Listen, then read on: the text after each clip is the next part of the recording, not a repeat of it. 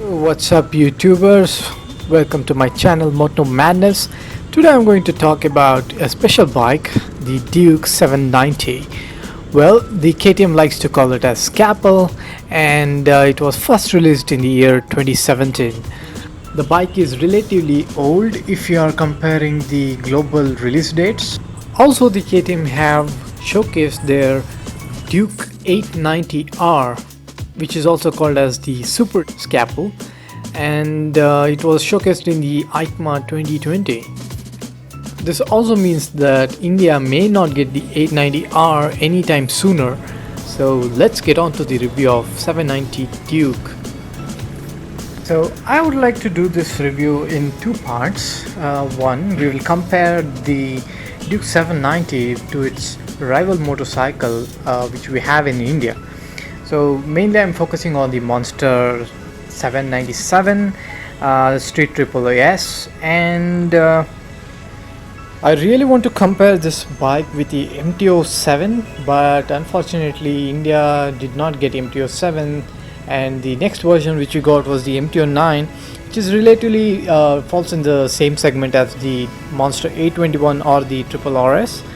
But we'll go through this motorcycle to see how the Duke 790 weighs in front of these motorcycles.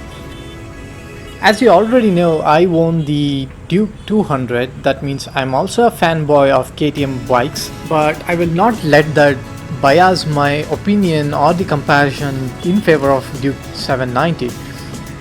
Okay, to begin with, the Monster 797 comes around the showroom price of 8.6 lakhs. That is comparably in the same price range of Duke, which comes at the 8.75 lakhs. The Monster produces 73 horsepower and with a torque of 67 Newton meter at around 5.8 kg rev. And if you compare it with the Duke 790, the Duke produces about 103 horsepower with a torque of 87 Newton meter at 8000 RPM.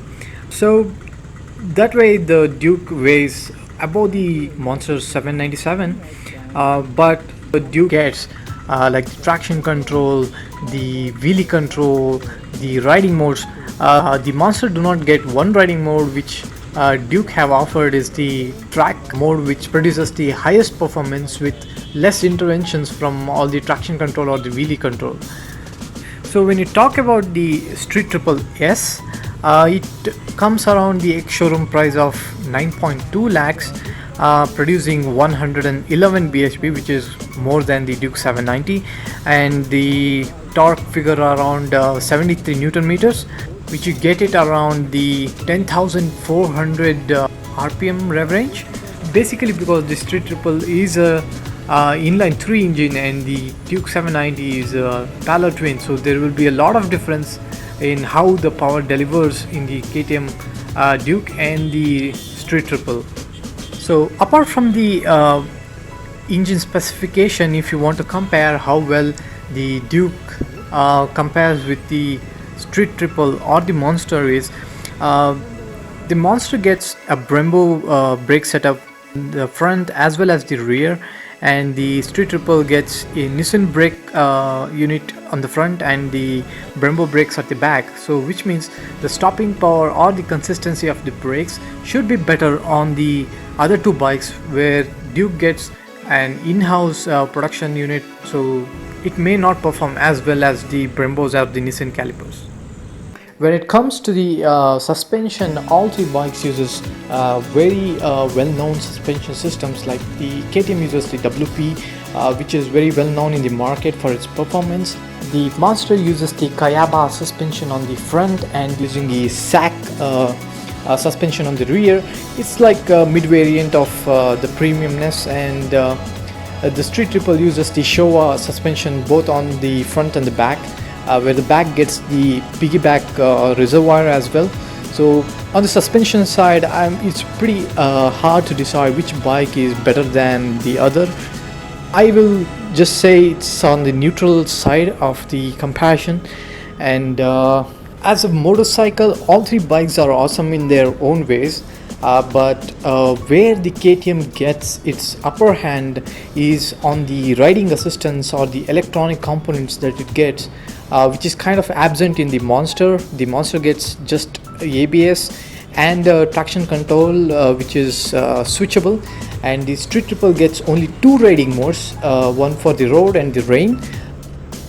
However, the KTM offers a lot of electronic packages with switchable ABS, which is lean sensitive, and they get the switchable traction control, the cruise control, the quick shifter, you name it, it has it all.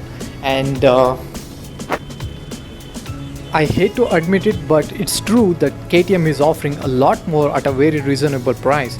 If you want a bike with similar offers or the electronic packages what the Duke 790 is offering, then you will have to pay at least like 2.5 lakhs more. It can be Monster 821 or the Street Triple RS. Even if you want to upgrade to MT09 from Yamaha, you have to pay at least like 1.5 lakh more.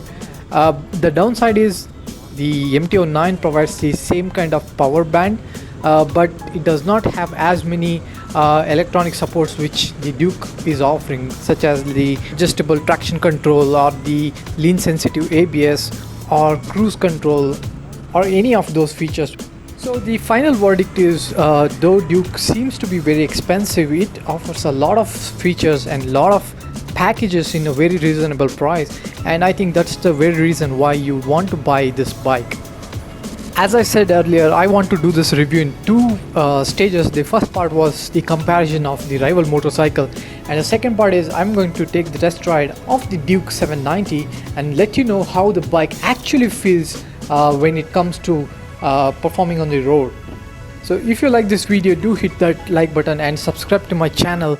You can always share your opinion in the comment section below, and until next time, ciao.